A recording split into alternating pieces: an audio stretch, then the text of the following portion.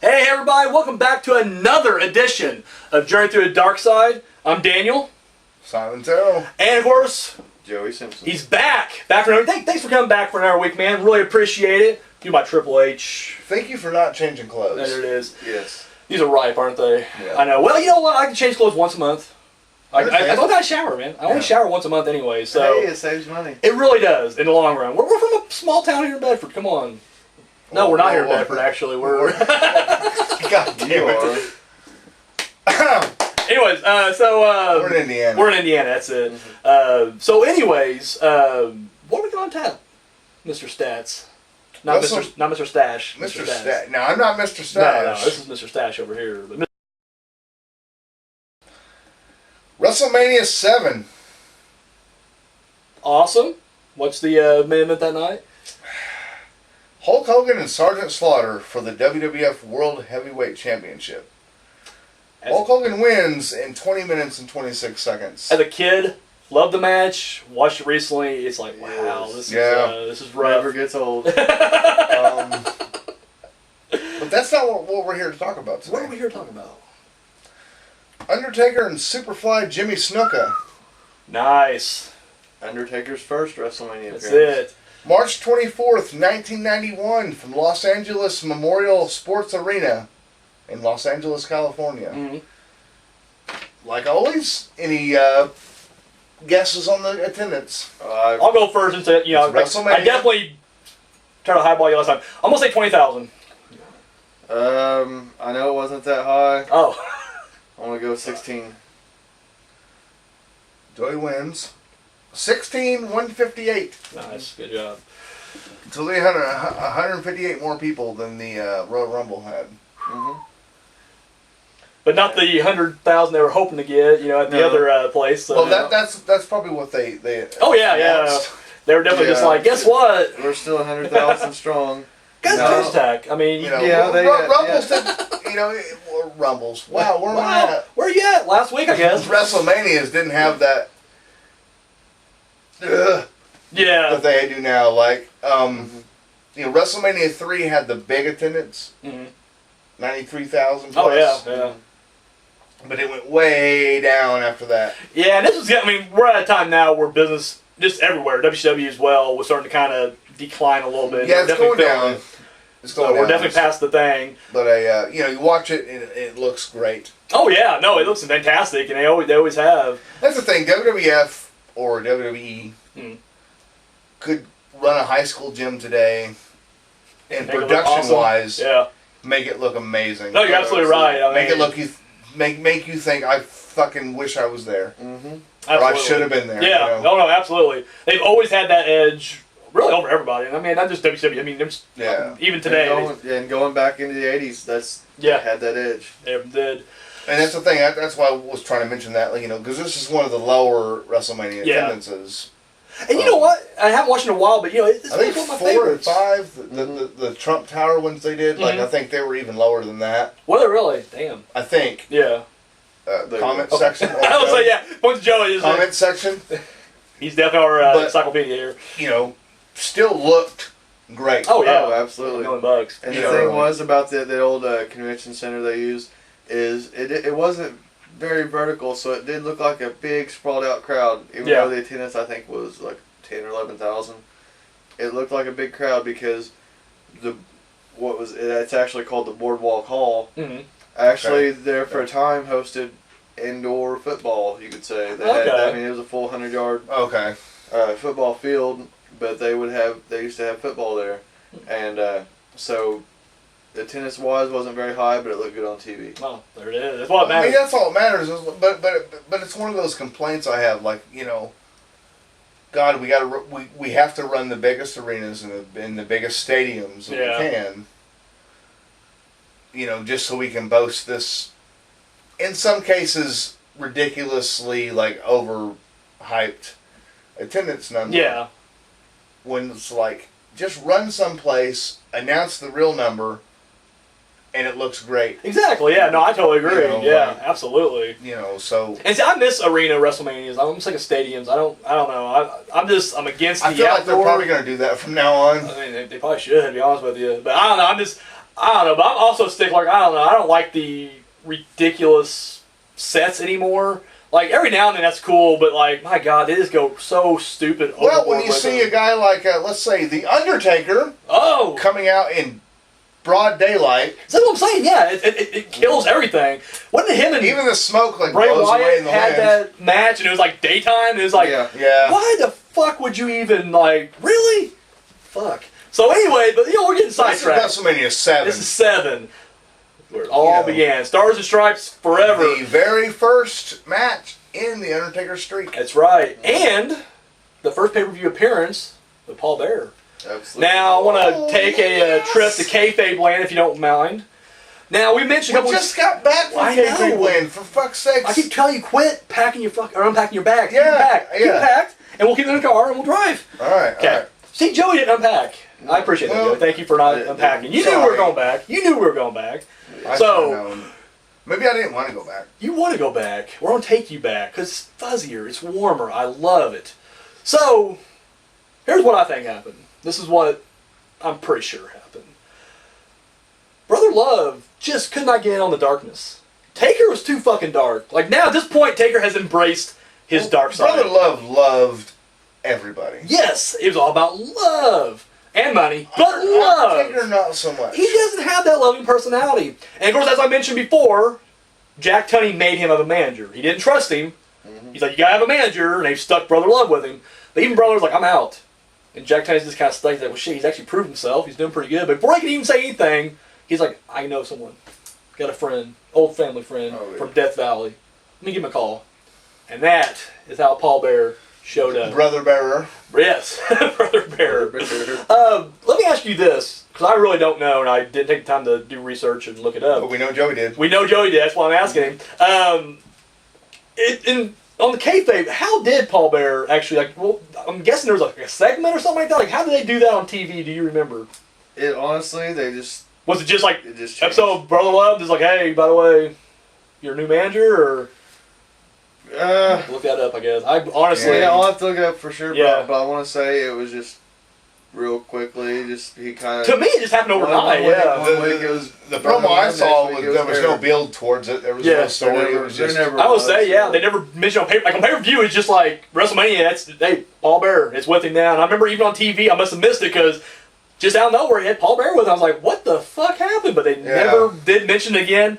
But yes, both of them making their WrestleMania debut, and go up against Superfly Jimmy Snuka. Now, there was no build to this that I can remember. Yeah. Not really. I think they may have tried to connect with, I think, them. They fought for a couple minutes there at the Royal Rumble. Yeah, they did. They tried to make a connection, but not really a build. Just kind of a filler match. Yeah. Well, to me, I always look at it from this way. This is how we were kind of connecting the matches that had no build. In the prequel, the Mark trilogy, I always kind of see it this way. I mean, I guess it's kind of like this in real life too. But like, Snuka was clearly on his way out.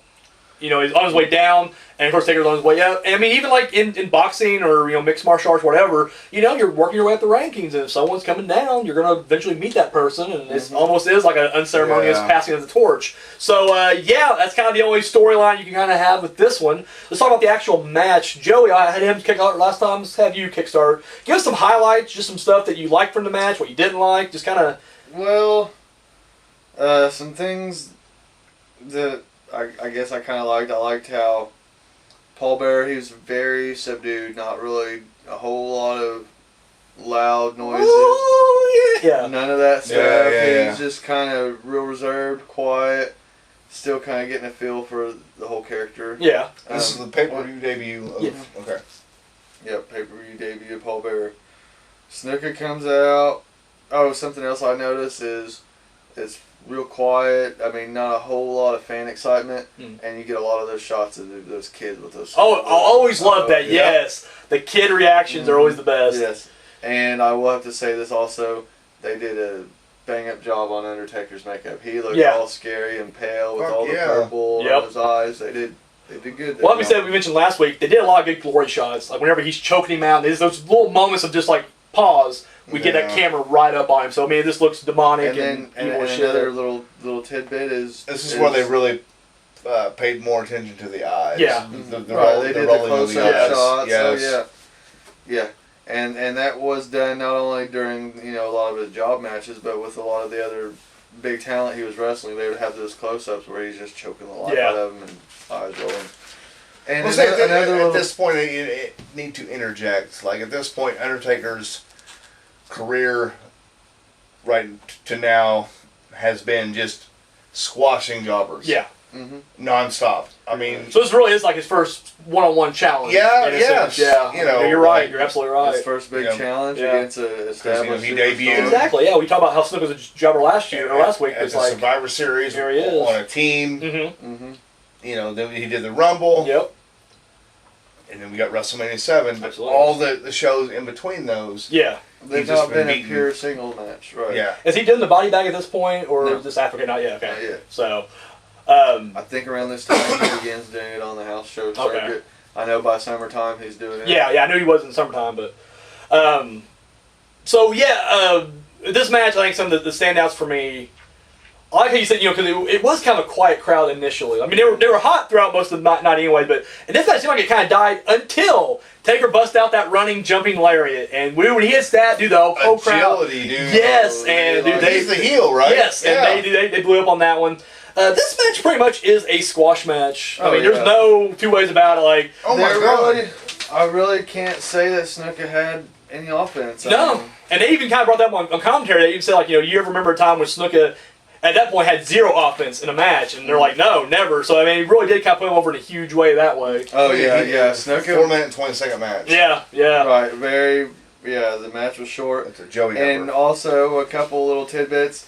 First WrestleMania without Jesse the Body Ventura. Oh yeah, been a mainstay for the prior 6, and then also one of the special guests at this WrestleMania was none other than Donald Trump. However, Trump did not sit in for this match. He was missing from the crowd. He was sitting opposite hard camera, front row, of course, and he was nowhere to be seen. That must have been his piss break match. They unfortunately this would be the one you do. You think you'd wait a little bit for the Katal Japanese guy versus Demolition, but whatever. I guess he's want to make sure before the retirement match that he's back for that. So he wants to see that. Wants to see that. So definitely.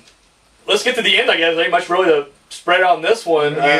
Total squash. Yeah, Snooker kind of battles back. Yeah, Snooker got some. He got a few punches in, went off the ropes, and then Undertaker sidesteps him. He goes for the big hung out to dry. He just sits there. He does. Now this was a move that Snooker used to do a lot.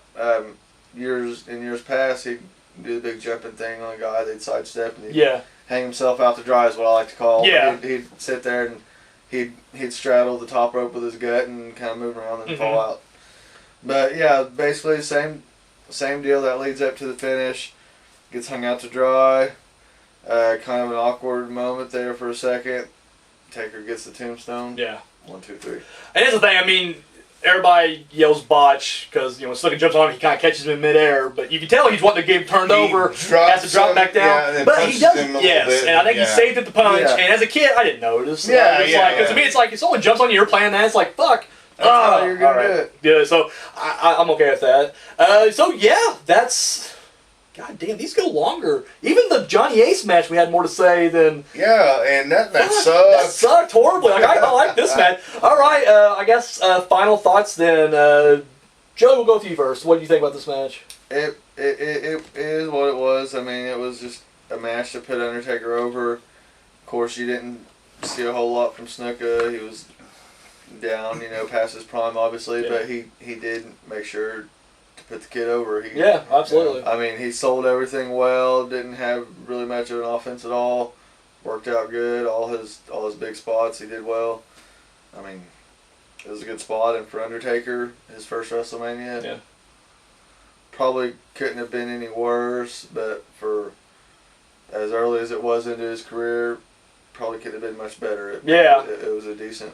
Well, once you look at the roster too, I mean, not really a whole lot. I mean, everybody's kind of doing their own thing, and really, if you're going to put, have someone put over him or put him over, is a good call, I think, overall. So, Simon, final thoughts. I mean, it was what it was. Yeah. It was for WWF at the time. For people who didn't know, and it went on for a few years, probably pre-Raw debut and that kind of thing. But like we were talking earlier, big stars didn't have to be the Undertaker, but big stars won in squash matches. Yeah. Like big stars very rarely fought each other on TV. Yeah, you're right. That was kind of saved for special occasions. And then like there'd be feuds and there'd be little interactions and stuff. But for the most part, you didn't see these guys battle until the pay-per-view matches. Big. And it's fortunately / unfortunately that like this match was another one of his squash matches. Yeah. Because Superfly was still a big star in '91. But like you guys said, he was on his way out, and he passed the torch. Absolutely. Did the right thing. Yeah. He did business. Did business, yeah. And, it wasn't a great match by any stretch of the imagination. Undertaker definitely showed that quickness and agility for a 6'10" man of his size and weight. Absolutely. To do like, but the fact that he squash is 4 minutes squash match. Yeah. Like we said, Snuka got his opposition in, but it wouldn't get him anywhere. He ain't gonna get it. But a pretty good match. I agree. Like I said, I like this match. Another one of those favorites from my childhood. Big Snuka fan as a kid, so I was definitely devastated when Taker ended him. Even then, though, knew Snuka didn't have a chance. Like going into it as a kid, I was just like, dude, you're fucked. And the fact that he does his jumping headbutt and it does not affect Taker, because that was his thing. Those Islanders, boy, they headbutt you, you're down, and didn't fucking affect him. Really awesome tombstone here. Like he takes it like a oh yeah, that's racist. Champ. It looks awesome. It looks like he almost kind of struggled on the tombstone too. Well, like I said, a lot of that I wonder how much was actually Taker and how much was Snuka. Like did he? Know. So, but this would be Snuka's last Mania appearance until I don't know, like 25, 35. Whenever he would team with. I think he did like Steamboat and someone else against Jericho. That was like Legends, whatever. Who was in the wrestler? I don't know. I honestly have no idea. It was past my prime. I was past my wrestling watching time. Who was in the wrestler? Oh, Mickey Rourke. Yeah. Okay. Okay. So I didn't know. So I'm sorry. Oh yeah, no, you're good.